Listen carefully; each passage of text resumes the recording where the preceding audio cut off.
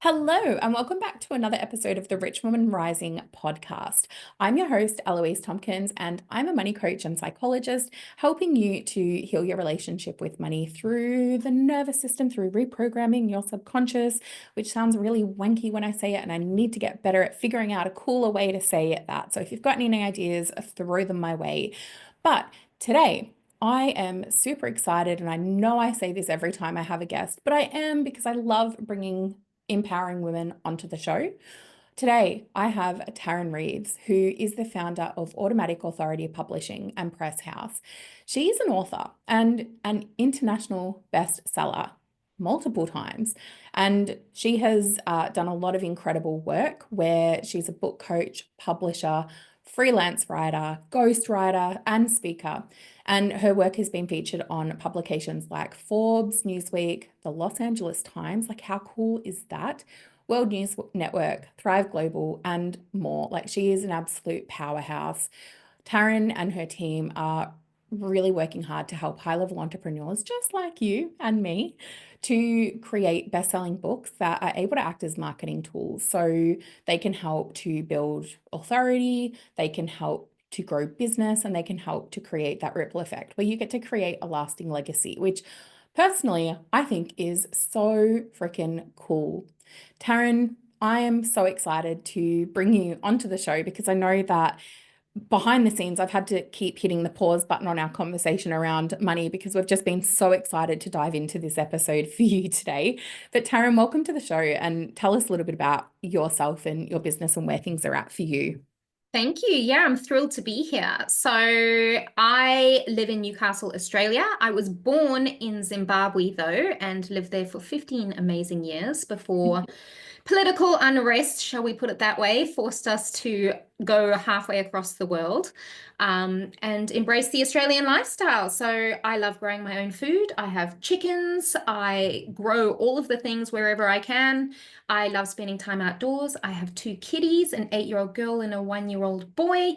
And yeah, I absolutely love what I do, writing, marketing, and publishing books for amazing entrepreneurs across the globe. So that's kind of me in a very short, very teeny tiny peanut nutshell. I love that. Like, there's so much depth to people, and we're just giving such the broad highlight and overview here.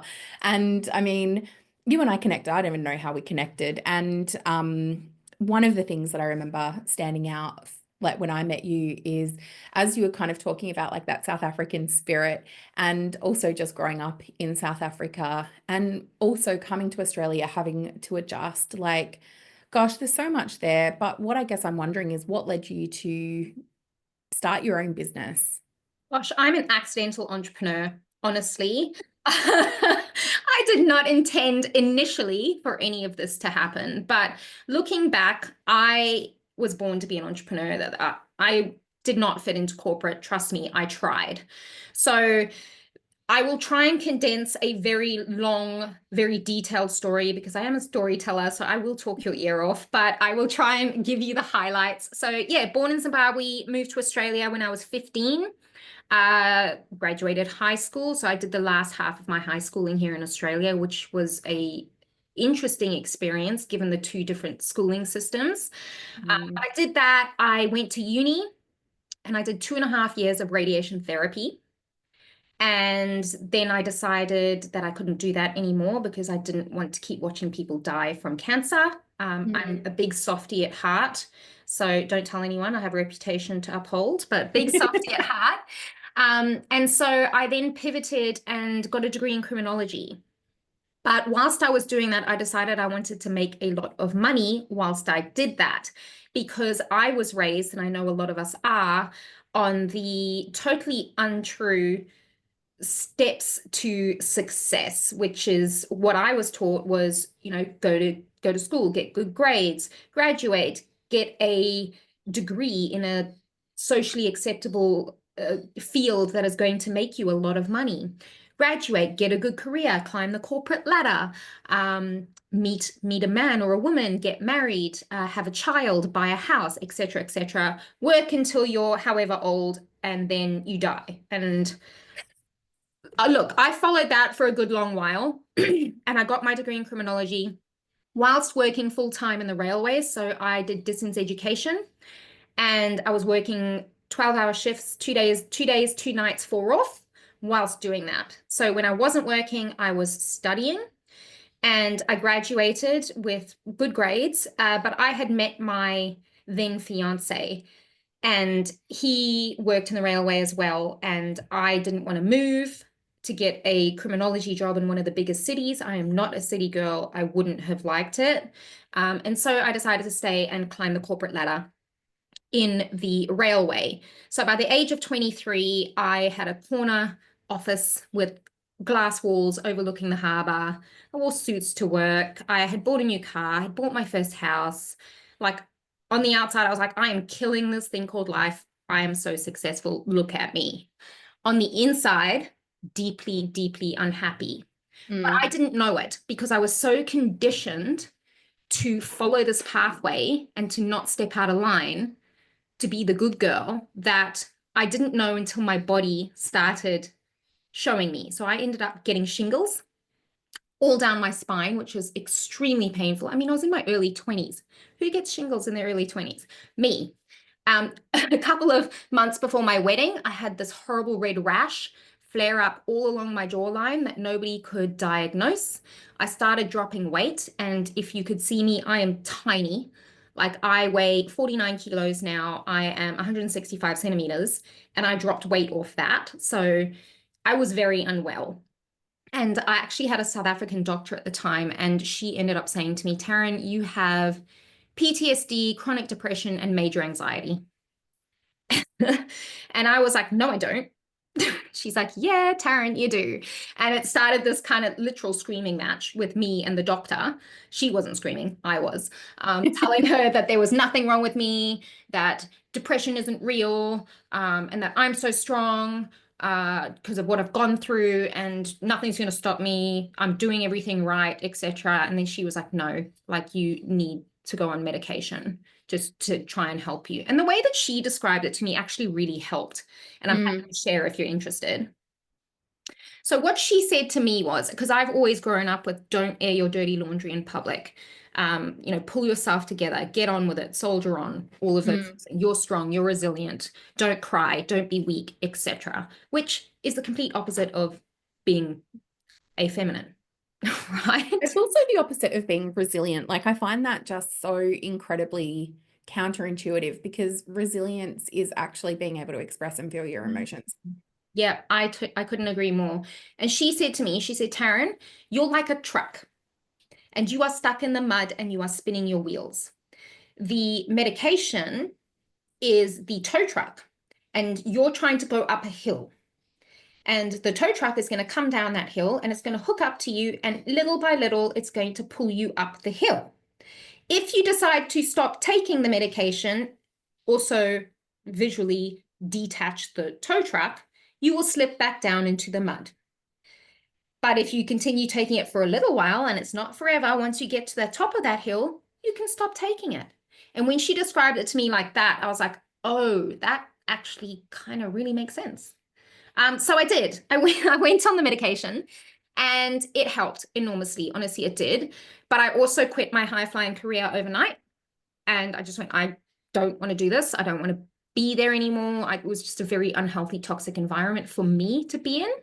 Mm. And so I did. I quit with no plan B, which my poor husband at the time, he, shouldered all of that, which was amazing. And I'll be forever grateful for that. But it gave me the space to kind of reconnect with who I was and how I wanted to function in the world and what success looked like to me, which was a completely foreign journey than anything that had ever been modeled to me or that society was showing me in all the marketing materials, movies, all the things, and that I had grown up with culturally. Mm. So that was a very interesting journey. And it looked like for me, getting pregnant. I wasn't expecting to get pregnant. Like we were trying, but we weren't trying. Like it was like if it happens, great. But being in that space that I was in wasn't the best. But once I found out I was pregnant, I'd actually been made redundant a week before I found out I was pregnant. And I was like, oh shit. Like, what do I do now? And it was this really interesting, very clear moment for me where everything kind of just stopped. And I went, you can't keep floundering in this dark hole. You have to do the work to heal the trauma from your childhood, because I saw some blood diamond type shit growing Mm. up, right? You have to heal all of that. You have to heal your generational trauma. You have to model for this human being inside of you what is possible when you put your mind to it, that they don't have to do things the way that people tell them to if they don't want to, if they don't fit in there. And so I rang my doctor and I was like, I'm flushing these meds down the toilet, because I was actually in the UK at the time. And she said, Tarryn, that's not advisable. You can't just quit cold turkey. And I said, watch me. And I did. I'm that type of personality. Like, once I make my mind up about something, you cannot stop me.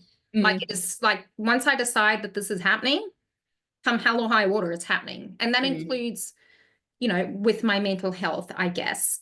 I obviously was watching myself to make sure that, you know, I wasn't going to fall off the bandwagon. And that, obviously, please, if you're listening to this, follow your doctor's orders, but it's not what I did. Okay. So I I flushed. love that little caveat though. Thanks for that. Just making sure, like, you don't want anybody quitting their meds because they're like, Tarryn told me to. No. I have definitely done that sometimes, like gone cold turkey off med accidentally Yeah. because ADHD, I've forgotten to re-order them. And I'm like, why do what's go oh, Why do I so, feel weird?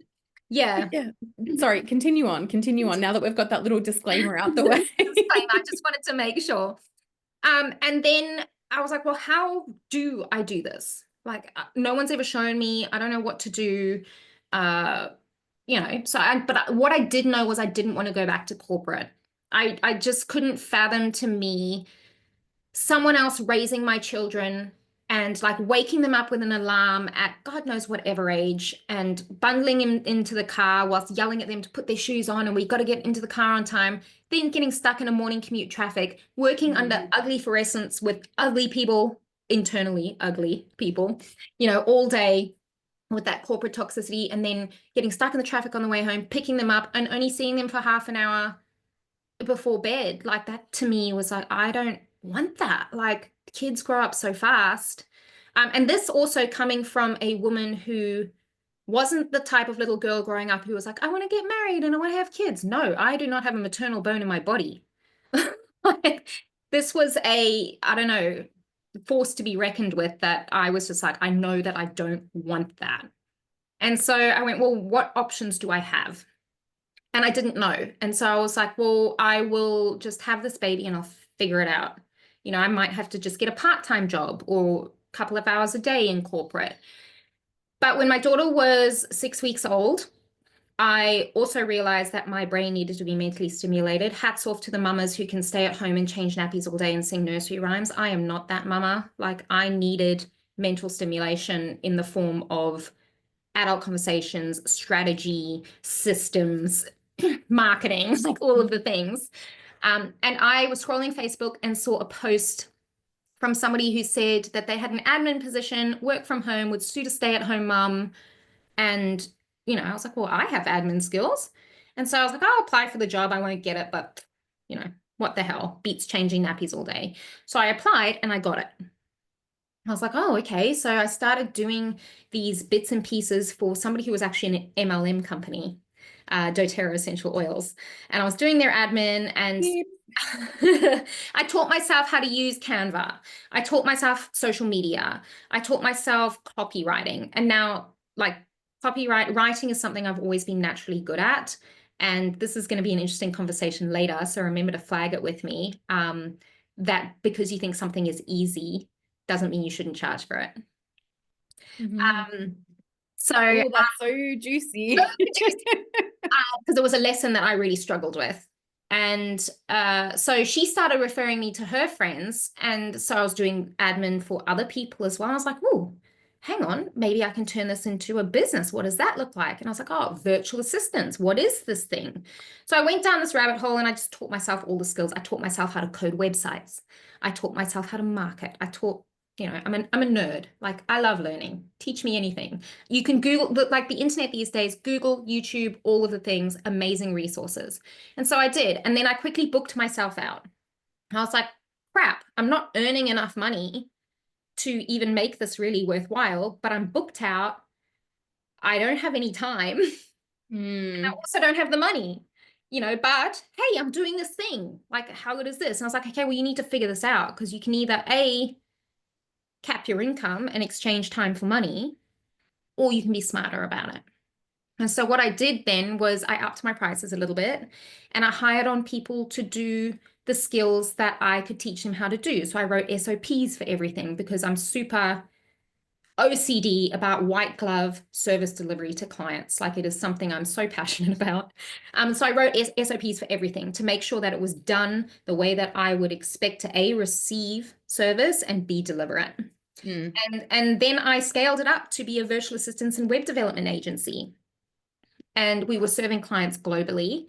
Then me and my ADHD, OCD, traumatized little brain decided that, oh, I'm a little bit bored now that everything's running smoothly. What am I going to do? So I added in business coaching. And And then I just want to pause there because I just like, because I love that. And the reason I want to pause there is because that we were talking about it off air and like talking about that South African element of the drive. being part, like trying to latch on to chaos. And Mm. when things are actually, How many balls can I juggle before everything's on fire? yeah. And if they're not on fire, how can I create that fire? And Right. oh, well, business coaching sounds like a great plan. Let's just throw that into the flames and let's see what happens. Yeah. Like I just kind of want to flag that as that nervous system response though, Mm. because what I've kind of been hearing from your story, which is yeah, an interesting theme throughout is the constant like pendulum of where your nervous system has been at and how Mm. your body has responded to it in and look, I don't know what was happening when you had shingles. What I do know is when we don't listen to our body, we get sick. When we Mhm. don't listen to our body, we get sicker. Yes. And sometimes it comes out like for me, not cold sores, ulcers in my mouth. That's how they kind of come out. And if I don't listen to that, I get worse. So then it's interesting after that, the impulsiveness kicks in of fuck it, I'm done. I'm quitting corporate. I'm gonna jump in, I'm gonna quit my meds. Yeah. And I guess I just flag that for people listening who do have that understanding of the nervous system and a kind of might see themselves in this story because this can be a way that it plays out without us even being consciously aware of it. Yeah. And you know what? I wasn't for a very long time. I wasn't aware of it. And I didn't know how to just be. I was very uncomfortable with just being, Mm.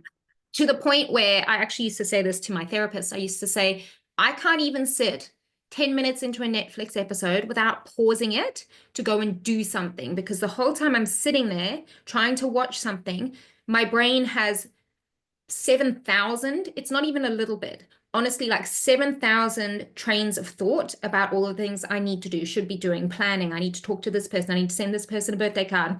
Oh, the dog needs to be washed. Oh, but this business thing needs to happen. Oh, what can we do about? Oh, that's a brilliant business idea. We should do that. That's like the constant, Mm. and it still happens. Don't get me wrong, like it still does. But now I have the tools in my toolkit to kind of be self-aware of that and go, we're not doing that. We're not doing that. We're just going to park that. And if it's a good idea, we'll come back to it and we'll remember, that nobody's going to die if you don't unpack the dishwasher right now. But in your past, when you were growing up and something didn't happen and you didn't do the thing immediately, I don't know what thing you would have done. Like someone's driving past with a gun and you didn't dive into someone's house to hide behind a bush, you could have gotten shot. Like, so it makes a lot of sense. The That's dishwasher, sure, isn't going to hurt you, doesn't care whether you put the dish in or not. But mm, that brain, your nervous system doesn't remember something that's happening now versus something that's happening in the past. I also want to share that it's very much a self-worth thing as well for me, because growing up culturally, your worth is measured.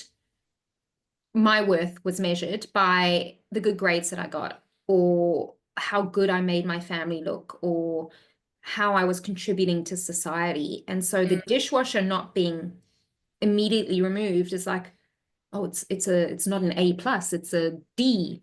Like, how dare you? Like, stop breathing. You're worthless.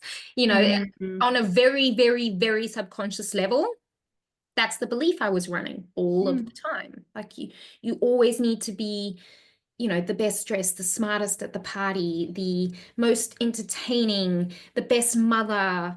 You have, all of those things. And it was very much a self-worth thing to me as well.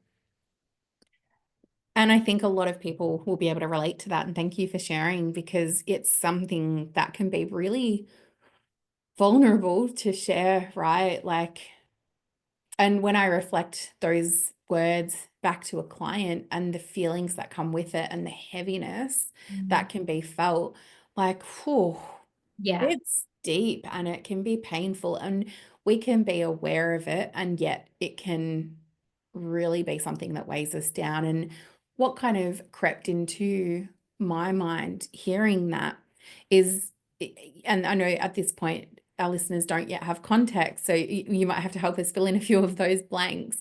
Sure. But what I wonder is how that then kind of uh, impacted you in a business sense from, because you have run a very successful business for a long time. Mm. And I know that there was a bit of a point where shit hit the fan, so to speak. Yeah. And, and I wonder with that self-worth piece and knowing that achievement and success kind of go hand in hand and money, um, how all that played out with you and your business and your relationship with money. Oh, fun times. And that was sarcasm.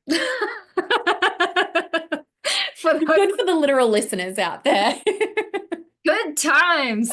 Okay, so yeah, I suppose I should also fill in the blanks before of the work that I did to get to where I am currently, because if I hadn't done that work, I would have quit and I would have been in a mental asylum by now of all of the things that have happened to me in my life. And people often say to me, even my therapist says to me, he's like, how are you still standing? Hmm. How are you still operating? How are you still cracking jokes? Like, how? I was like, I honestly don't know. But I went on a whole exploration after I had my daughter, and it looked like me studying Reiki, and it looked like me getting my yoga teacher training certificate. It looked like me practicing meditation, which I am still so shit at. I can last maybe 5 minutes. And, that's as a qualified yoga teacher. It looked to me studying like shamanism and connecting with nature and going on this whole different exploration to what I hadn't been exposed to before, and finding out how it sat with me, how I felt being in those environments, and do I vibe with this? Do I not? And some of them I kept, some of them I dropped and was like, oh, that was a little interesting exploration. Some of them lasted for a year or more and then fell away. It was just, and Mm. it's continuously evolving. It also involved a lot of therapy. I go to counseling now once a month, but before it was like once a week.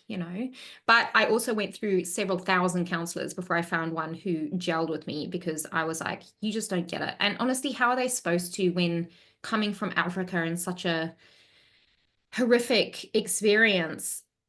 I needed someone to kind of understand that, and not just in a psychology clinically kind of, I get that. This is what the books say. Like, actually, I energetically knew that they got it. And so Yeah. I did all of that and I went to therapy. And then I was like, oh yeah, I'm all healed. I've done the work. I feel amazing. And the business was, turning over 6 figures, and everything was good. I was like, oh my God, look at me. Like, I'm a present mama. I've got the lifestyle that I want. I'm traveling. The business is doing well. But a part of me was still not happy. Mm. And I didn't know what was missing. And it was kind of like a don't touch it if it's not broken scenario. And what happened is I got the opportunity to mentor with someone who said, hey, I can help you start your own publishing company. And I went, don't be silly. Like, that's only for the big, corporate publishing houses. I can't do that. Like, I'm just a girl from Zimbabwe, doing my thing.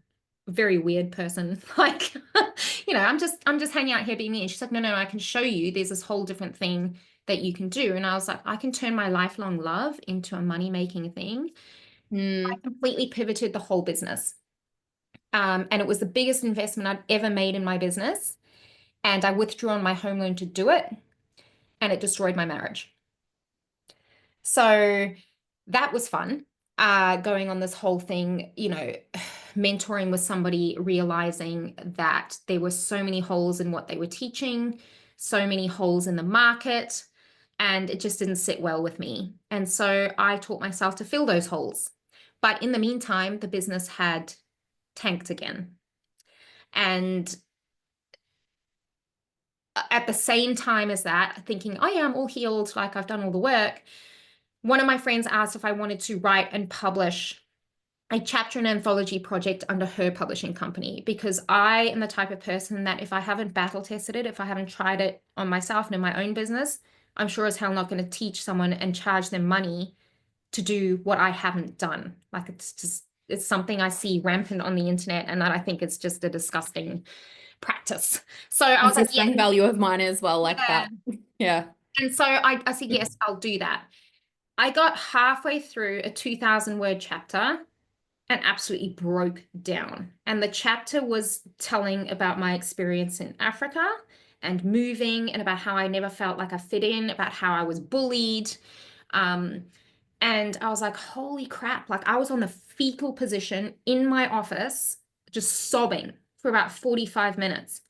Afterwards, that feeling, I felt like I could breathe for the first time in years. I literally felt like a weight had been lifted off me, and I was like, holy shit, what just happened? And it was the power of storytelling. It was the power of storytelling to heal. And so that was the first iteration of my publishing house, was really looking for people like me. And it was a very spiritual, woo-woo birthed publishing house where I targeted spiritual entrepreneurs. And I really was focused on, hey, there is magic here. I don't know how to explain it, but the Mm. power of telling your story is something that years of therapy couldn't give me. And so that's where it started. And so I started to rebuild the business. And then I realized that I love my spiritual woo-woo entrepreneurs, but a lot of them were like, oh, I'm going to make a crystal grid and manifest $1 million. And I was like, I just can't with that. Like, I do get energetics and all that. I've studied all of that sort of stuff as well.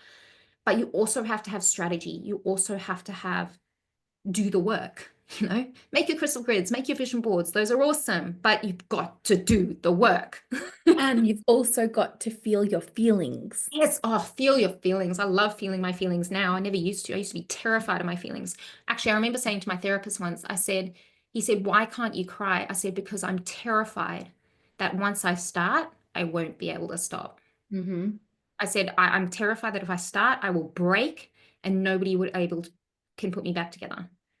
And you would be surprised at how common that actually is. Mm. I have had, because I'm a psychologist, like I have had so much, over a decade of experience working with so many clients. That is a huge fear, that if you let go of that carefully constructed control for just a second, it's all going to come spilling out like a dam that you just have absolutely zero control over. Mm. But I'm curious because, like, there's so much, and what I hear, and this is kind of the way I'm hearing it, is there's been a lot of trauma. Mm. And I don't think that I think your trauma has uniqueness to it in the sense of being from Africa and witnessing some really difficult stuff. And I also know that trauma comes in many shapes and sizes and forms, and we all have trauma in some Mm. way, shape, or form. It's different, it just has a different package. Yeah. What I also love, though, is trauma doesn't stop you from making money. Not at all. And if unaddressed, trauma can get in the way of you making money. Absolutely.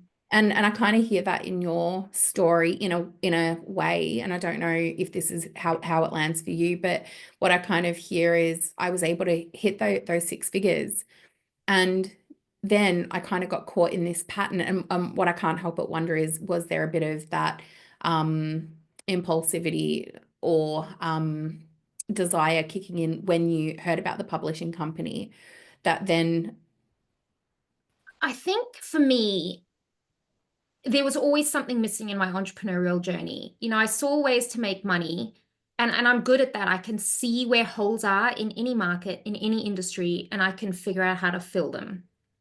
But whether or not I was feeling fulfilled, totally different story. And so then when I was doing that work, really it was just another job.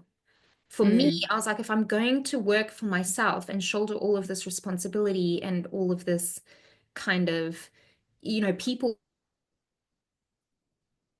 working for me, their livelihoods depending on me, then I need to do something that I am absolutely on fire about 100% of the time. And when the opportunity for the publishing house came up, I honestly thought it was too good to be true, because writing for me, storytelling for me is easy. I wrote my latest book in 7 days in two slots, one when I was pregnant, and then the second half days after my son was born, literally holding him, I finished the book. Like, it's easy for me. It feels good. The ideas flow. And then when I coach people as well, they're like, I have been trying to say that for years. How can you just say it like that? How did you just pull that out of my head? And I was like, I don't know. And so when I first started, I felt so guilty for charging people money for something that I was like, so easy. Like I don't deserve to get paid for this. And this is a subconscious thing. I did not realize this was planned. mm, It was like, oh, it's easy for me, so I just should charge a little bit of money, not a lot, because I think that I thought that everyone found it easy. mm, And I think this is a lot of things that entrepreneurs need to recognize, is because you find it easy, that's your zone, that's your thing, that's your jam. And when you recognize that, you can turn it into the most amazing business opportunities, right? But what I also want to say is that society today, the way that most of us live today, trauma is inevitable, right? So I'll give you an example. I was building the publishing company. I went to America. My face was on New York Times Square billboard next to Kim Kardashian. Like, things were going well, right? Like, things were amazing. I spoke on a stage in Vegas in front of like Lindsay Lohan's mum, like all of the things, they were going well. And then I came home. I separated from my husband. I moved out with nothing. I lost all of my savings in a crypto scheme. I then found myself unexpectedly expecting a second child to somebody that I had been dating. Now, we decided to try and make it work. That person, and all of the while I was still building my business, or trying to build my business, right? But my nervous system was going, ah, because I'd reached that pinnacle that I thought that I deserved, and then it all fell away. So it's this feast and famine kind of thing. mm, That person, the father of my son, committed an extremely horrific act of domestic violence. He is still in jail from the day that he committed that act. And my business absolutely tanked again. And so I then spent the next 2 years just focusing on rebuilding my nervous system, rebuilding my belief in humans, mm, trying to raise my son on my own, who was only 2 months old when the incident happened, a very traumatized little girl to look after, and me to look after. And I moved 3 times. Like I said, I'd lost all my savings. He can't pay me child support because he's behind bars. And so I had to figure out how to be a present mama, because that's a value of mine, make more money, look after myself, be a role model for my kids, find a safe housing, all of these things, right? And so I found myself in this horrible cycle again. And then I was like, and then on top of that, the business thing, I really want to talk about this as well. Outdated marketing tells us you have to run a webinar every, 3 months. You have to run a 5-day challenge. You have to do this, you have to do that. And I tried it. I honestly did. And I was just burning me out again and again and again. Like I was working till 2 in the morning. Then I would get up to my kids and I was like, I can't, I don't want to do this. And I was like, hang on, what are all the big guns doing? I was like, there has to be an easier way. And if there's not, by God, I will figure it out to make it happen because I cannot keep living like this. Right. And so I was like, what are all the big guns in their industry doing? Well, they're all leading with books. What helped me to heal? Writing a story. What is the best, most efficient way to convert cold leads to warm leads, to fill your email list, and to buy your next level offers? It's a book in a very strategic marketing funnel, right? And so I did that for myself and I figured it all out and I put all of that information into another book. And now that does my marketing for me. Now that does my lead conversions for me. That helps accelerate that know, like, trust factor. So I don't have to do a webinar every 3 months because my nervous system did not like that arena.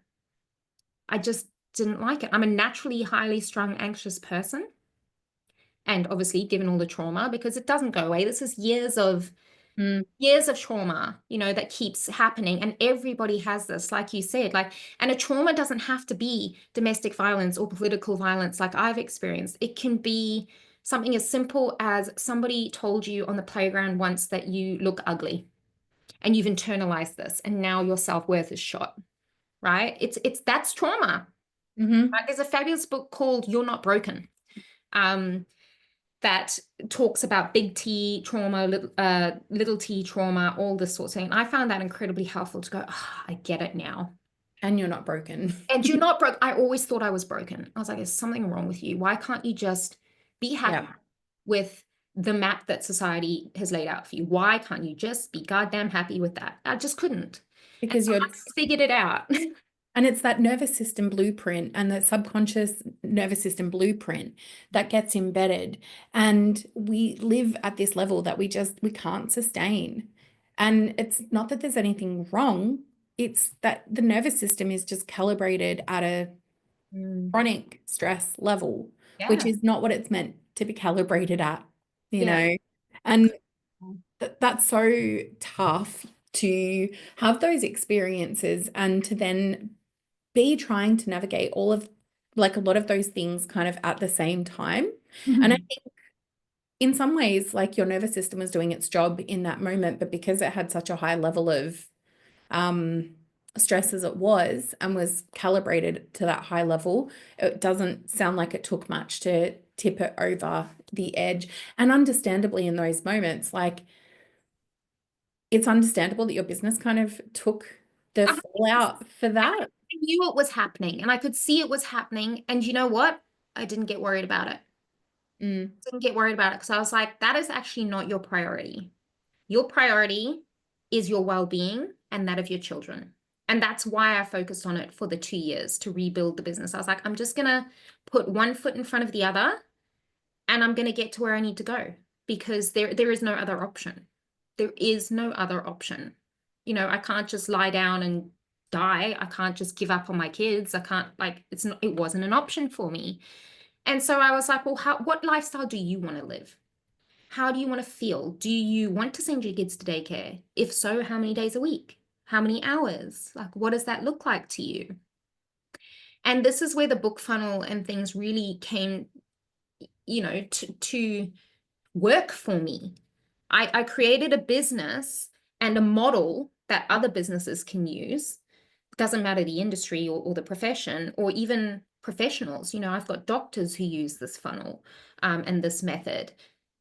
That for those of us who want to work smarter and not harder, there mm, really is no other way. Like I was just saying to you before we hopped on, I have just been away camping for 4 days, and I podcasted out of the campsite yesterday morning, which was so much fun slash crazy. But it's really a moment for me to go, I did this. Like I created this safe space where I can feel happy, I can feel supported. I can still work on my trauma doing yoga and going to the gym and seeing my therapist and eating healthy and all of the things that I do. And I've noticed that when I get into that impulsive behavior and that drive that I'm so conditioned to, and I'm aware of it because I've done the work. I'm very self-aware, but I never used to be. But now I can see it happening, and you watch the income fall away, or things, the team starts making more mistakes, or I can't get the strategy in my head out into 3D reality. Um, and when those things happen, I need to go camping, or I need to just not work for 3 days or only do an hour here and there. And I really think, especially as a woman, that we have to honor these flows of ourself. Because when I did that, when I went camping, for an example, loads of sales rolled in.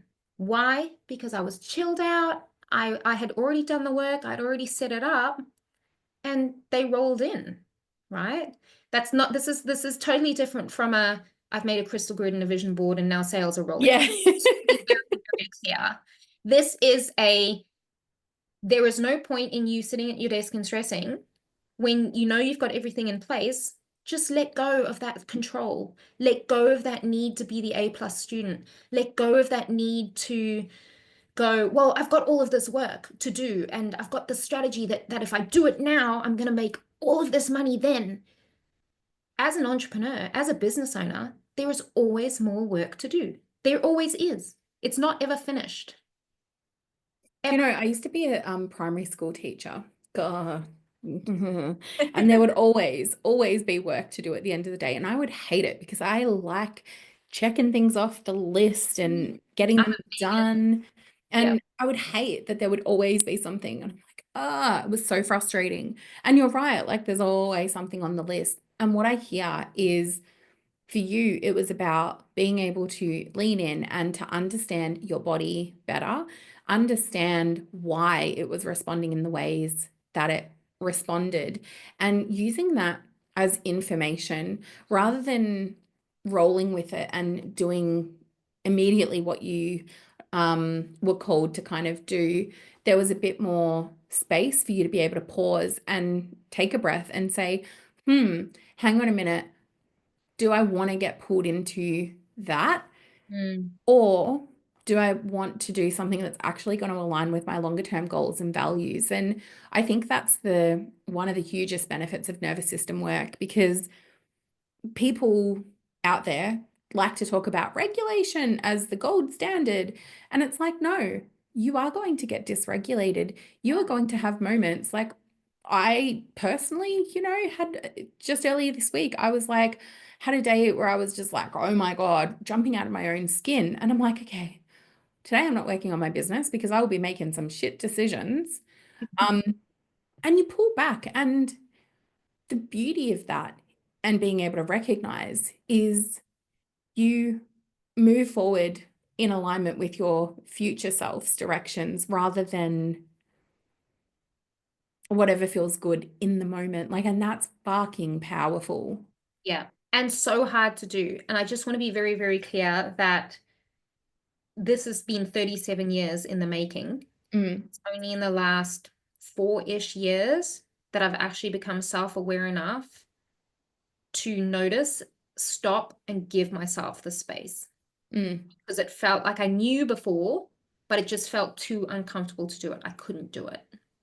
There's protective elements to it. And I think I have this big vision for what I want to do in my business. And one of the things that I want to do is build, I don't know, I don't want to call it a mastermind because it's not quite that, but a container of some sorts that is 12 months, because I see people out there heal your money mindset in 8 weeks. And I'm like, you cannot do that. You cannot shift your nervous system response in 8 weeks. And I like you were saying before, like, I don't know, I feel like it's this integrity. I don't know what the value word would be. Um, Maybe it is integrity of knowing that this work deserves space and time and compassion. And when you do the work, like it's so powerful, and it can be messy, it can be confronting, it can be beautiful though. And I think we were saying this, I don't know, I think I was talking to someone else about this, but the words like we were describing nervous system work as beautiful and messy, but the alternative is continuing to live the same life, knowing what the outcome's going to be, and then you're dead. That's right. That's right. I mean, we all have a choice, right? That's part of the beauty of being human. And I always say this to people is that you are the author of your own life. If Mm, you don't like what you're writing, cross it out and write something else. You don't like that either? That's okay. Cross that out and write something else. You have the choice. I also want to acknowledge that it does take courage mm. to make choices that haven't been modeled to you, that are not supported by your loved ones either. Like my dad said to me last week, he's like, why don't you just go and get a real job?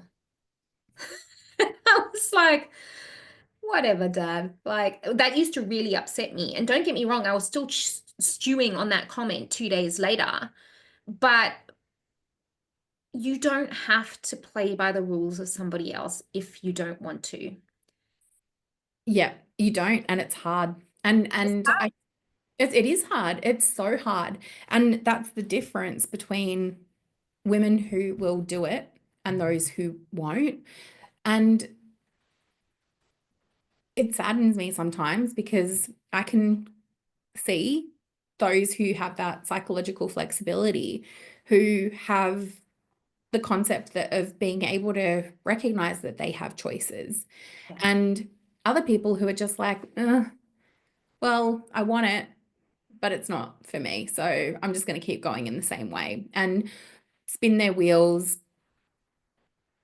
I get really frustrated because I'm like, you could have everything you wanted, but it's not my journey. It's not my pen. It's not my book. I'm not the author of your story. You're the author. I can guide you if you are open, but Yeah. I can't force you to put your pen on the hand and write that story. Yeah. As a psychologist, one thing that you would know is that people don't change unless they want to, Mm, unless they absolutely want to. hmm And I think Tony Robbins says something along the lines of, and don't get me wrong, like I think Tony Robbins is a really smart guy, but he annoys the shite out of me with his chiseled face and his ugh. Not my vibe. But he's a smart dude, right? And he says something like, people don't change unless the pain of what they're experiencing becomes greater than their fear. Yeah, Something along those lines. And he's right. And some people, unfortunately, their journey is to be stuck in that fear and to spin their wheels and to never change. And that's okay. But it's their life. yeah, for those of you who do want to change, and you don't know how, you don't have to know how. You just have to find the support system that works for you, whether that be a counselor, whether that be medication, whether that be yoga therapy, whether that be money mindset, whatever it is. And it's also always a combination. Not only as an entrepreneur, I have a team of 14 who work for me currently. I couldn't do what I do without my team, but I Mm, also couldn't do what I do without my personal team, my life team. So that's mm. my therapist, my doctor, my nutritionist, those sorts of people. And I don't have those people all of the time, but when I recognize that I need them, I go and find those support systems to plug because your business needs a support system, but so does your personal life. And also, even though your business is separate, it's also not. Not as an entrepreneur, I don't believe they are separate. I honestly don't. They're not like, I live and breathe my business. I love it so much because and you're, it but funds that what lifestyle. It allows me that lifestyle that I desire. And part of that lifestyle is to run this business and to do what I do. It's an ecosystem. it is. And I also think what you were saying before, like about you being camping and sales still rolling in, Mm. that's a nervous system frequency.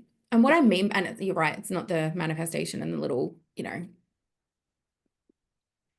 oh God, what are they? The crystals. I was thinking, anyway, but I it's love that. the crystal. They're pretty, but yeah, I Don't don't get think me wrong. I love it. I love crystals. You can't see them in the background, but I've got a crystal rock in the background. Like I love it. I love my crystals, and I'm very spiritual. I have my own spirit guide who is just this such calming, grounding presence, and I can call upon that. It's masculine energy, which really fucking shits me. I'm like, why? Seriously? I'm like, are you fucking with me? I think the universe is fucking with me. probably, probably. It really, really irritates me. I cannot even tell you. But anyway, so I'm very spiritual, but I'm also grounded in that evidence as well. But I do believe that our business is very much based on our nervous system and the frequency that we're putting out, which is really hard when you're trying to build a business and you are in that survival state. Yeah. And I think people have different thresholds for what their survival state is. Some people can build a seven-figure business in survival state, Mm. but they can't get to multiple seven figures. They'll still hit an income limit. Some Yes. people can't scale to six figures because they're in survival state. We have a different threshold, but fundamentally, my belief is that nervous system work is just really important, not only for the information and data that it gives your body, but to actually enjoy what you've built. Because sure, money is great and it helps you build a really cool lifestyle. But if you are then chasing chaos, trying to put out fires, not able to actually go camping and enjoy it, for example, what's the point? Yeah. You know, nervous system work, even if you're not an entrepreneur, is vital in today's day and age for a happy, healthy life, honestly. We are living in an era in the Western world that is just insane to me. It really is. Like with the amount of advertising we receive, the amount of noise pollution, the amount of chemicals in our food, the amount of negativity that we see around us minute by minute.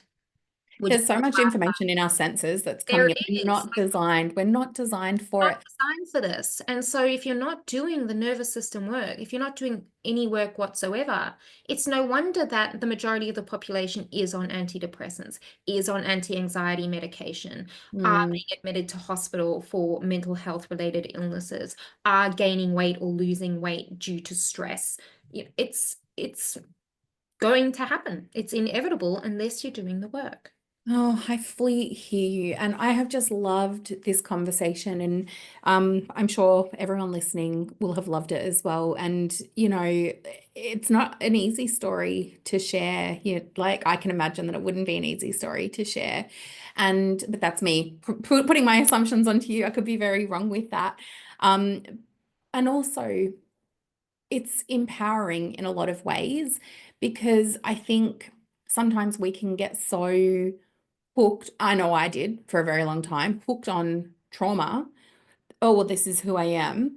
And I'm really inspired by the hardship and still have this desire for living life your way. Like that's really cool. And I don't know, like I think that's why I love having these guest episodes on the podcast because I want people to realize that there is no, not people, women. I want women to realize that there is no limitation. No. The only limitation is the ones that we have self-imposed on ourselves. Yes.